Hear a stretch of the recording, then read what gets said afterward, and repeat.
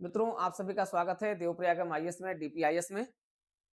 आज हम चर्चा करेंगे आपके साथ 2025 में लोक सेवा आयोग की पहली महत्वपूर्ण जो परीक्षा होगी वो कब होगी और किसकी होगी, और इसकी तिथि क्या है और कैसे उस परीक्षा को कैसे हम क्रैक करें, क्योंकि उसके कक्षाएं लगातार चल रही हैं और बेहतरीन तरीके से आप लोगों का जुड़ाव भी है। और इसके अलावा हम चर्चा करेंगे आपके साथ यूपीपीसीएस 2025 का विज्ञापन कब आ रहा है और यूपीपीसीएस 2025 कब होगी परीक्षा। यूपीपीसीएस मेंस 2025 2024 कब होगा। एलटी ग्रेड जीआईसी प्रवक्ता आरओ बीईओ, हम देखें बीईओ की चर्चा करेंगे। कैलेंडर अभी तक क्यों नहीं आया, इस पर भी चर्चा करेंगे। और लेकिन उससे पहले आप ज्वाइन कर लें, डीपीआईएस सब्सक्राइब कर लें, जुड़ जाएं और आते हैं आज इन सभी पर डिटेल चर्चा करते हैं। पूरी क्लास देखिएगा। असिस्टेंट रजिस्ट्रार के लिए आप सभी जो अभ्यर्थी जुड़े हुए हैं इस क्लास के साथ, इस चैनल पर, इस प्लेटफॉर्म पर जुड़े हुए हैं और 2025 में आप बनने जा रहे हैं उत्तर प्रदेश विश्वविद्यालय में, उत्तर प्रदेश के राज्य विश्वविद्यालयों में सहायक कुल सचिव बनने जा रहे हैं। आते हैं इस पर चर्चा करते हैं। आप लोगों की एक बड़ी डिमांड रही है कि कैसे क्या इसका जो है स्वरूप क्या है, कितनी ट्रांसफरेबल जॉब होती है, इन पर भी चर्चा करेंगे आपके साथ में। चलिए फिलहाल आते हैं, पहले शुरुआत करते हैं परीक्षा कैलेंडर क्यों लेट हो गया। पहले परीक्षा कैलेंडर रेडी था, आ जाना था, 17 तारीख को ही आ जाना था, लेकिन बड़ी तेजी से प्रक्रिया हुई एलटी ग्रेड और जीआईसी प्रवक्ता के लिए। लगभग 12 से 15,000, 12,000 के आसपास इसमें पोस्ट हैं। 10,000 तो पहले से ही थी, दोनों में मिला करके, और भी इसमें बढ़ रही है। और इसी परीक्षा के डेट को फिक्स करने के लिए चूंकि शासन के स्तर पर भी तेजी से कार्रवाई हुई और आयोग के सचिव और जो है उच्च शिक्षा विभाग के सचिव परस्पर मिले भी, और उसके आधार पर एक रणनीति तय कर ली गई कि नहीं, इस परीक्षा को भी तत्काल करवा लेना है और इसकी जो समस्याएं थी, अर्हता संबंधी समस्या थी, समकक्षता संबंधी विवाद था, उसका भी तत्काल समाधान कर लिया। इसीलिए कैलेंडर लेट भी हो गया और कैलेंडर अब आपके गणतंत्र दिवस के बाद आ रहा है। तो फिलहाल इसमें जो फिक्स डेट होगी यूपीपीसीएस 2025, जिसके होने की संभावना सितंबर में है। विज्ञापन इसका फरवरी में आपके आएगा, फरवरी मार्च में इसका विज्ञापन आ जाएगा। इसके सितंबर में होगा ये परीक्षा। यूपीपीसीएस मेंस जो अप्रैल में होना था, संभावित था, लेकिन अब नहीं हो पाएगा और ये जून में हो रहा है। इसकी डेट जून में जा रही है। एलटी ग्रेड जीआईसी प्रवक्ता की भी डेट, इसकी भी डेट फिक्स हो जा रही है तत्काल, क्योंकि अध्याचन बढ़ा करके आ रहा है और इसके लिए रिजर्व कर दिया गया है, रिजर्व किया जा रहा है। साथ ही साथ आरओ, इस समय सबसे बड़ी चुनौती आयोग की क्या बनी हुई, आरओ समीक्षा अधिकारी, सहायक समीक्षा अधिकारी है, जिसके लिए आयोग ने जोड़-तोड़ मेहनत कर ली है और इसलिए अप्रैल मई में इसकी जो संभावना है वो पूरा है, क्योंकि आयोग अभी उसी का अध्ययन कर रहा है और पूरी संभावना व्यक्त कर रहा है कि हाँ, जब सारे स्कूल कॉलेज, अब चूंकि समस्या ये भी आ रही है क्योंकि स्कूल कॉलेज खुले रहेंगे, वो भी एक समस्या आ रही है। तो देखिए अभी आयोग, अभी कमेटी की रिपोर्ट आ जाए उसके बाद फिर आयोग इसको डिसाइड कर लेगा कब इसकी परीक्षाओं को रखा जाए। परीक्षाओं को रखने का जो सबसे बड़ा कारण है वो विद्यालयों का खुले होना और विद्यालयों में समुचित व्यवस्थाओं का उपलब्ध होना, ये बड़ा कारण है। तो समीक्षा अधिकारी इस समय आयोग के पहली प्राथमिकता पर है, लेकिन 2025 की जो पहली परीक्षा होगी वो मार्च में होगी, इसकी संभावना बढ़ गई है। और 23-24 मार्च को जो परीक्षा होने की संभावना है वो है एक आपकी लिखित परीक्षा, जो सहायक कुल सचिव के लिए, उत्तर प्रदेश राज्य विश्वविद्यालय के सहायक कुल सचिव की परीक्षा है। इसके होने की संभावना, पूरी संभावना 23-24 मार्च 2025 है। और इस परीक्षा के लिए आप जानते हैं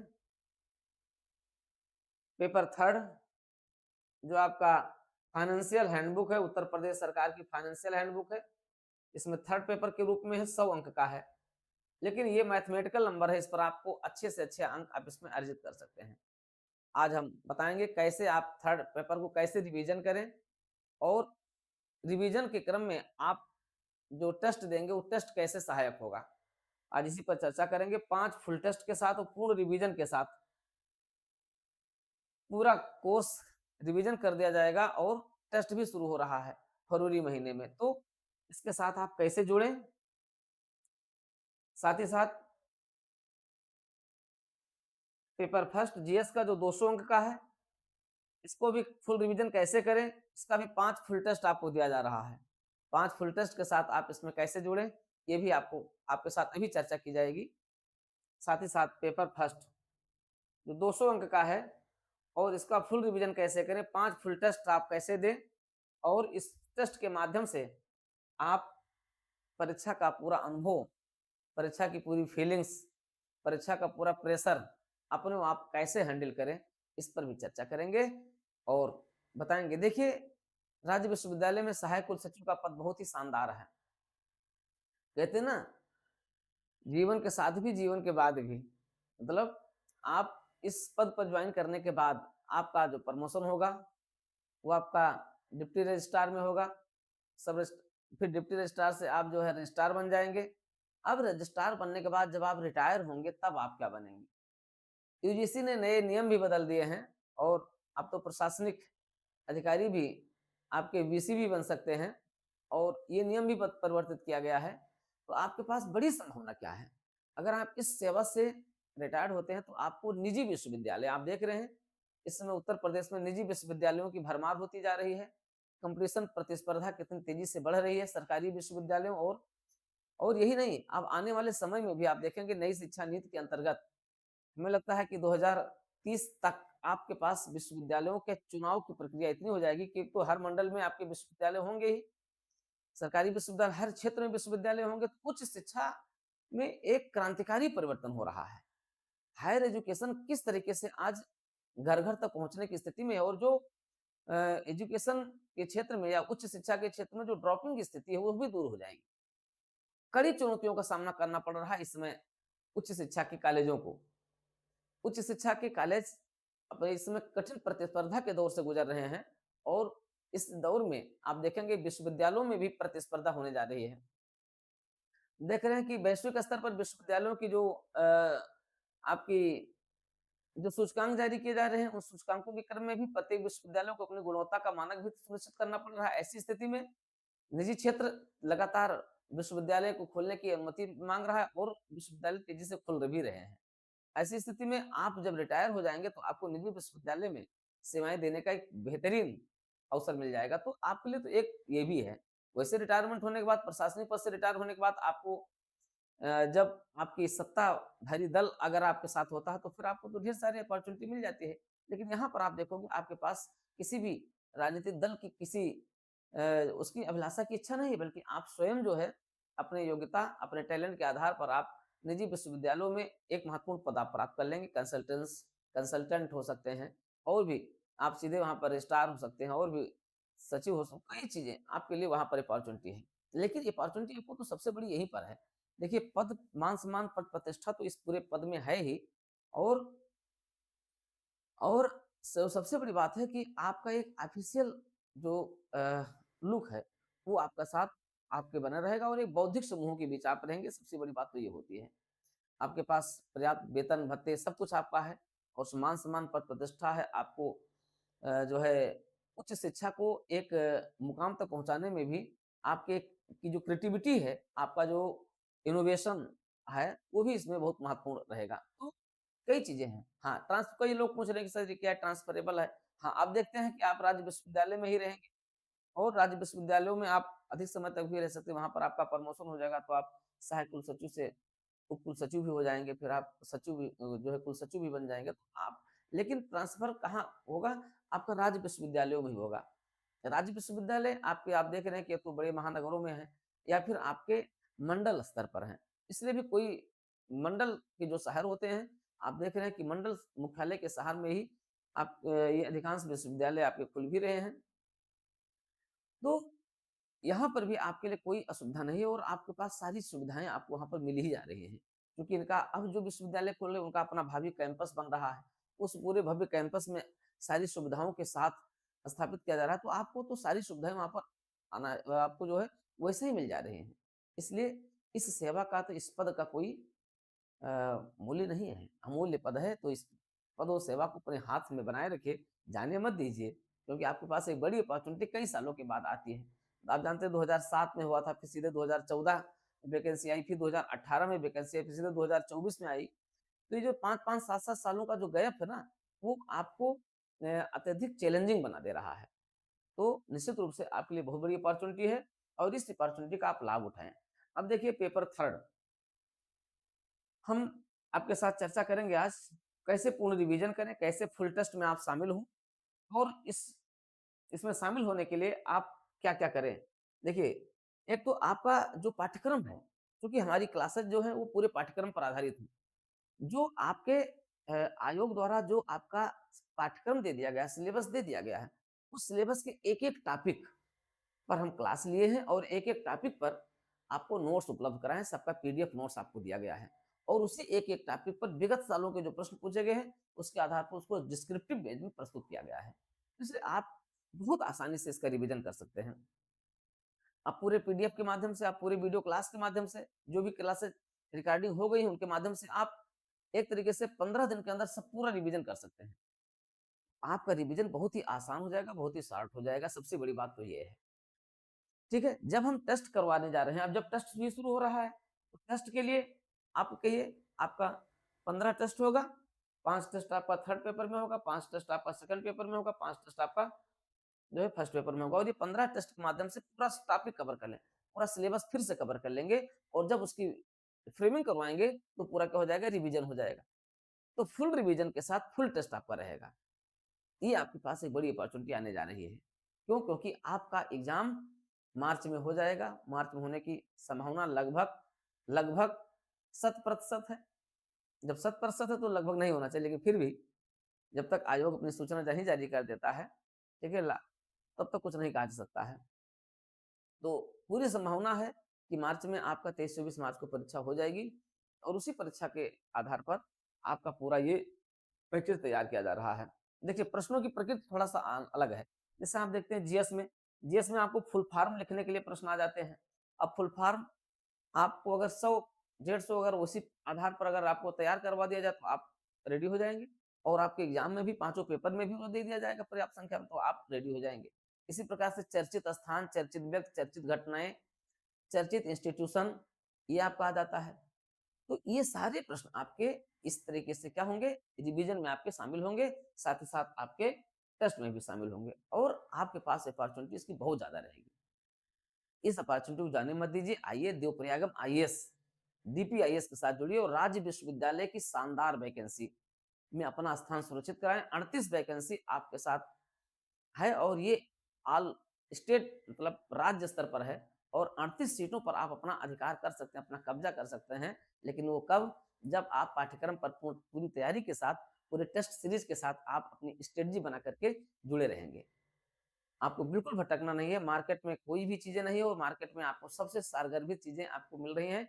कोई भी किताब जितनी मोटी-मोटी किताबें हैं, उन किताबों का कोई अर्थ आपके लिए नहीं है। आपके लिए अर्थ केवल डीपीआईएस के नोट्स का है।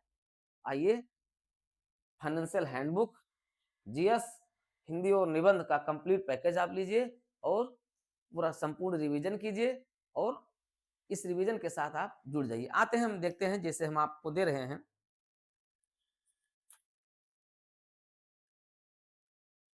आपके साथ हम चर्चा करते हैं थर्ड पेपर की। थर्ड चर्च थर्ड पेपर में जैसे एक टॉपिक पर आज हम लेते हैं, हमने आपके साथ और कई टॉपिक पर चर्चा किया है, आज हम टॉपिक आपका लेते हैं। आपका टॉपिक लेते हैं हम उत्तर प्रदेश भंडार क्रय नियम, Uttar Pradesh procurement of goods manual आज लेंगे, उसके साथ चर्चा करते हैं। देखिए थर्ड पेपर में एक बड़ा महत्वपूर्ण टॉपिक है आपका। अगर आप थर्ड पेपर की बात करें तो थर्ड पेपर में देखिए आपका रिवीजन, जैसे देखिए आपको मैं बताऊं, जैसे मूल नियम आपने पढ़ा तो मूल नियम से आपके आप जो फंडामेंटल लोड आपने पढ़ा, अब यहाँ से आपके क्वेश्चन बिल्कुल सेट हैं, कहाँ-कहाँ, क्या-क्या क्वेश्चन आना है। तो मूल नियम से आपका बिल्कुल सेट क्वेश्चन है, वहाँ से आपका आ जाएगा। सहायक नियम से बिल्कुल आपके क्वेश्चन बिल्कुल सेट हैं, कहाँ-कहाँ आ जाएगा। बिल्कुल वही क्वेश्चन आएँगे जो हम लोग चर्चा किए हैं और जो उसमें दिए गए हैं, जो पिछली बार पूछे गए हैं।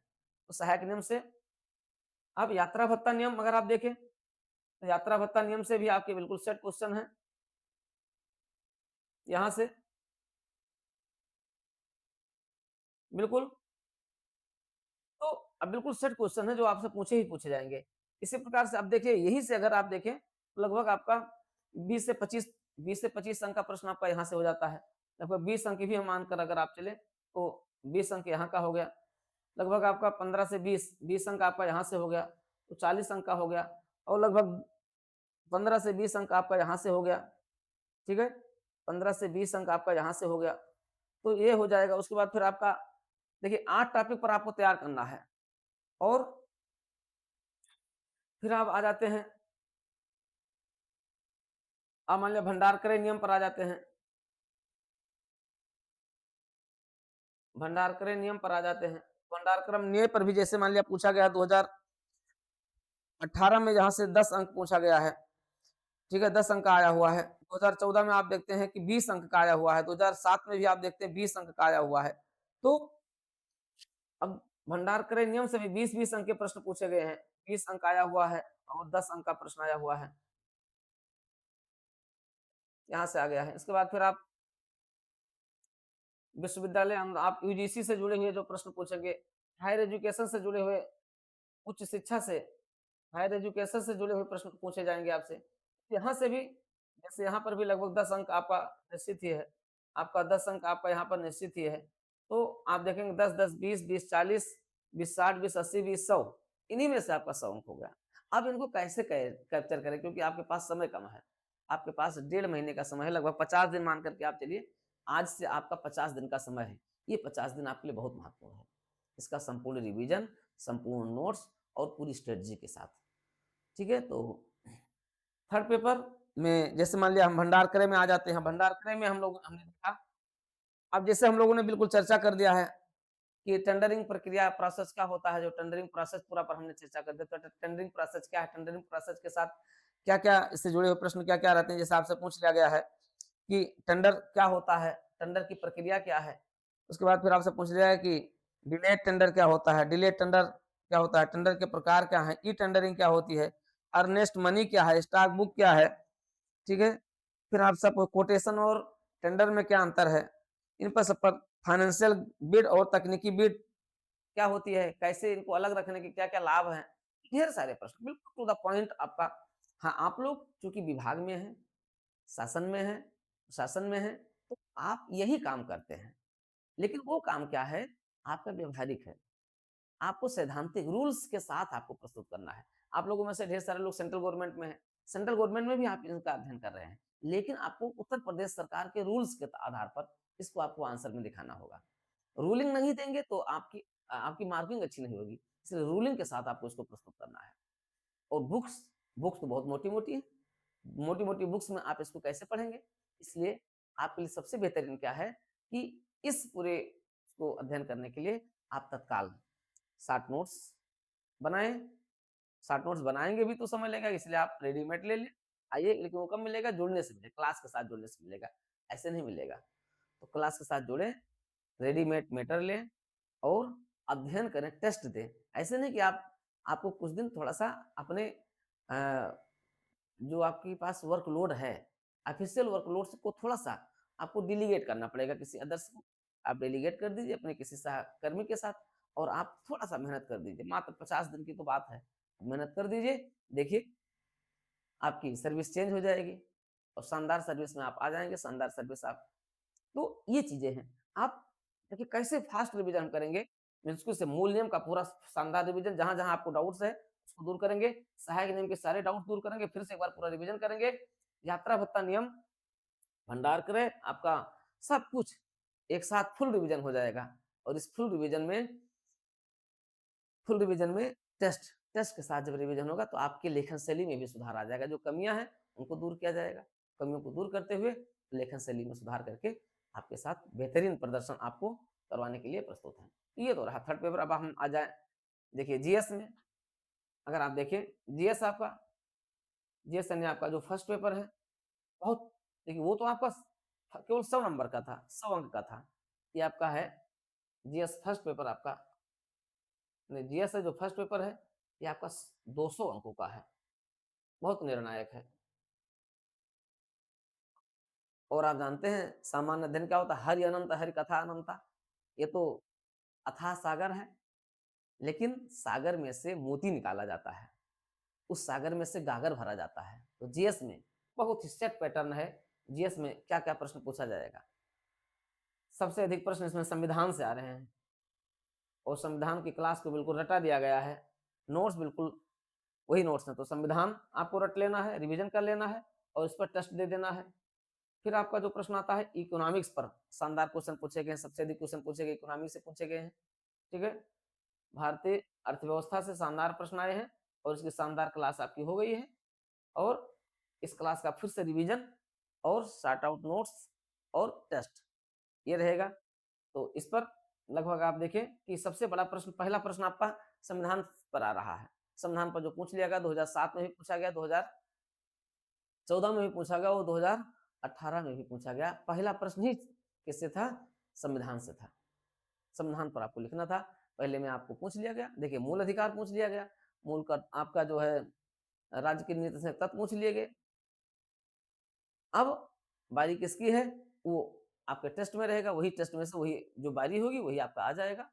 तो संविधान, भारतीय अर्थव्यवस्था में भी जनसंख्या नगरीकरण पर ढेर सारे खूब प्रश्न पूछे गए हैं।